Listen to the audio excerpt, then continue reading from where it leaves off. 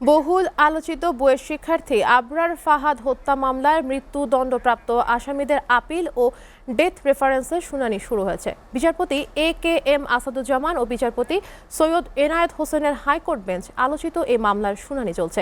হাইকোর্টে রয়েছেন আমাদের সহকর্মী সাদমান সাকিব। এই বিষয়ে আরও বিস্তারিত তথ্যের জন্য সরাসরি চলে যাচ্ছি তার কাছে।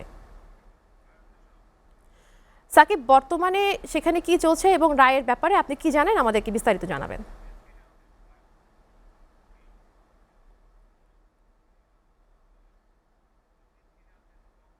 আপনি যেমনটা বলছিলেন, আমি এই মুহূর্তে আছি হাইকোর্টে। এখানে বাংলাদেশ প্রকৌশল বিশ্ববিদ্যালয় শিক্ষার্থী আবরার হোসেন ফাহাদের যে হত্যা মামলার মৃত্যুদণ্ডপ্রাপ্ত আসামিদের ডেথ রেফারেন্সের উপর শুনানি চলছে। বিচারপতি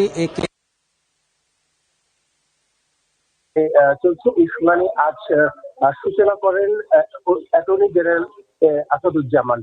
এর আগে গত অক্টোবর মাসে এই 20 জন যে আসামি রয়েছেন তাদের ডেথ রেফারেন্সের উপরে শুনানির জন্য উদ্যোগ নেন অ্যাটর্নি জেনারেল আসাদুজ্জামান। এর আগে গত 22 সালে 6 জানুয়ারি তাদের মৃত্যুদণ্ডের ডেথ রেফারেন্সে হাইকোর্টে আসে, ডেথ রেফারেন্স আছে এবং সেই মামলার নথিপত্র আসে। যেহেতু এখনো শুনানি চলমান রয়েছে, তো শুনানি শেষে নিশ্চয়ই এই শুনানির সাথে যারা অংশ নিয়েছেন, শুনানিতে অংশ নিয়েছেন, তারা আমাদের সাথে কথা বলবেন। সাংবাদিকদের সাথে কথা বললে আমরা আরো বিস্তারিত জানতে পারবো। তো সে পর্যন্ত আমাদের অপেক্ষা করতেই হচ্ছে।